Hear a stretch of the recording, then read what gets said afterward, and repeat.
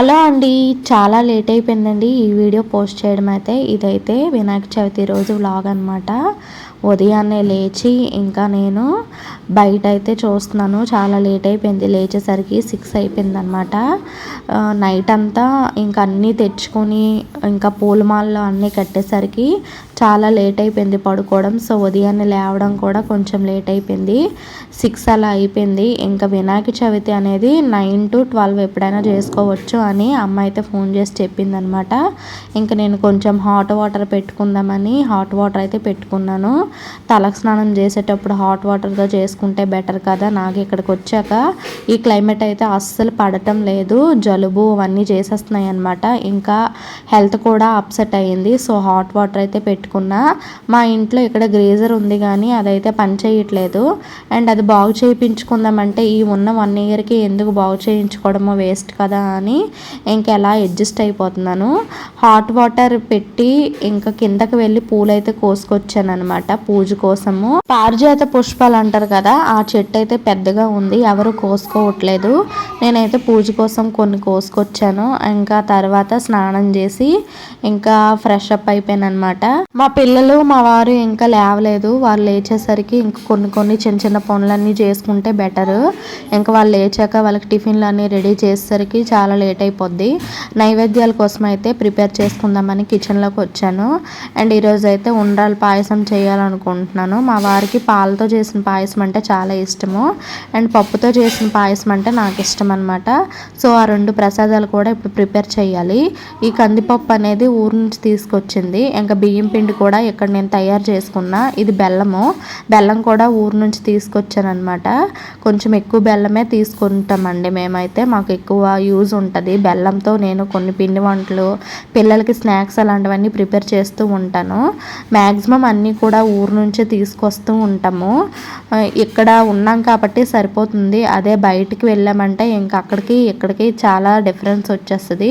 చూడండి, ఈ పప్పు అనేది మామయ్య పొలంలో పండించారు అండ్ నాన్న కూడా చాలా వరకు పండించారు. అండ్ ఈ పప్పు అయితే నాన్న వాళ్ళు ఇచ్చింది, ఇంకా అత్తయ్య వాళ్ళు ఇచ్చింది కూడా ఇంకా ఉంది. ఇది అయ్యాక అదైతే యూస్ చేస్తాము.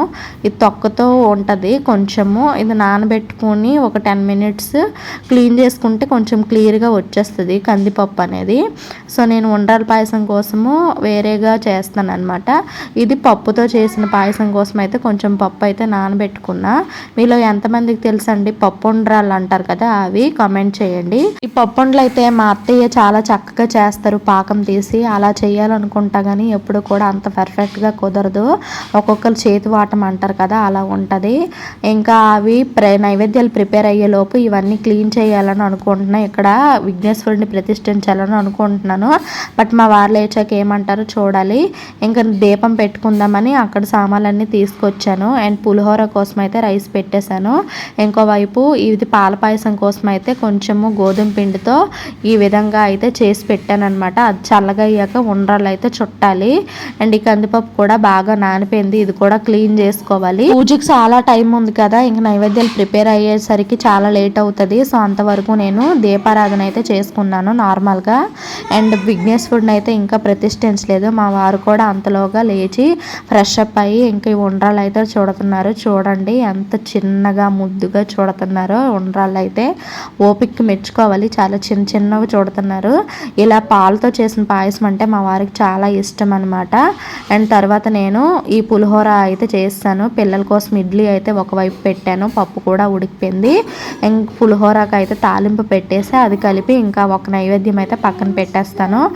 ఎన్ని పూజలు పునస్కారాలు చేసుకున్నా కూడా పిల్లలకి మాత్రం తప్పనిసరిగా ఇన్ టైంలో టిఫిన్ అయితే రెడీ చేసి పెట్టేయాలి. హడావిడిలో ఇంకా వీడియో తీయడం అయితే ఆపేసాను అనమాట, ఎందుకంటే చాలా నైవేద్యాలు ప్రిపేర్ చేయాలి. పులిహోర అయిపోయింది, గారెలు చేశాను, ఇంకా చిన్న బూరెలు అయితే చేశాను, తర్వాత ఉండ్రాల పాయసం కూడా చేశాను. అలా నైవేద్యాలు అయితే ప్రిపేర్ చేసుకునే లోపు మా వారు కూడా ఇంకా విఘ్నేశ్వరుడిని ప్రతిష్ఠించి దీపారాధన అయితే చేశారనమాట.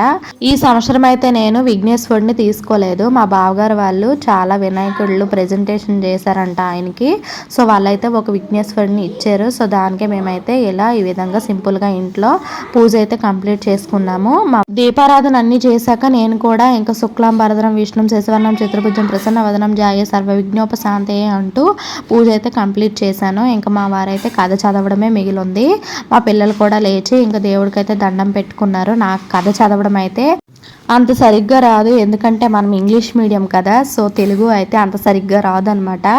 అంటే ఇంగ్లీష్ అంత గొప్పగా వచ్చని కాదు, అంటే తెలుగు అయితే కొంచెం సరిగ్గా రాదని చెప్పి మా వారే ఎక్కువగా చదువుతూ ఉంటారు. నేను చదివానంటే కూడబలుక్కొని చదువుతాను. ఇంకా రేపు తెల్లవారు అవుతుంది పూజ అని. ఎప్పుడో ఇలాంటి వ్రతాలు గట్రా అయినప్పుడు ఆయనే మ్యాక్సిమం కథ అంటే చదువుతూ ఉంటారు. ఇంకా కథ చదవడం అయ్యాక ఈయనైతే మంగళం పాడేశారు అనమాట. అది కూడా చాలా చక్కగా పాడుతారు. శ్రీపుత్రాయ దత్తాత్రేయ శ్రీ విఘ్నేశ్వర లోకి లోకి ఖుషి దేవుడికి దేవుడికి నమస్కారం చెయ్యి, నమస్కారం చెయ్యి, దండం పెట్టి దేవుడికి దండం పెట్టి తీసుకో తీసుకో బుక్ పెడతాను. కొబ్బరికాయ కొట్టలేదు.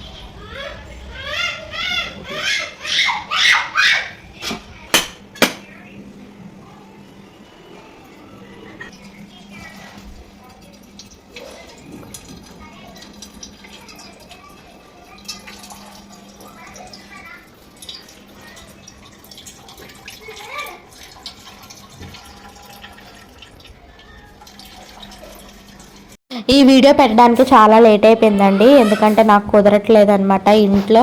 అండ్ సింపుల్గా ఈ విధంగా అయితే విఘ్నేశ్వరుడు పూజ అయితే కంప్లీట్ చేసుకున్నాము. మా ఇంట్లో మీరు ఎలా చేసుకున్నారో తప్పకుండా కామెంట్ చేయండి. కొత్తగా చూస్తున్న వాళ్ళైతే నా ఛానల్ని సబ్స్క్రైబ్ చేసుకోండి.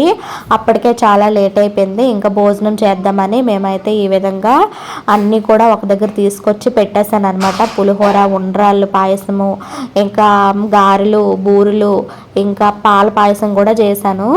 అన్నీ కూడా ప్లేట్స్ తీసుకొచ్చి భోజనం చేసి సింపుల్గా ఈ విధంగా అయితే మా వినాయక చవితి చేసుకున్నాము. మీలో ఎవరైనా కొత్తగా చూస్తున్న వారైతే లైక్ చేసి సబ్స్క్రైబ్ చేసుకోండి. థ్యాంక్ యూ వీడియో చూసినందుకు. Bye bye once again.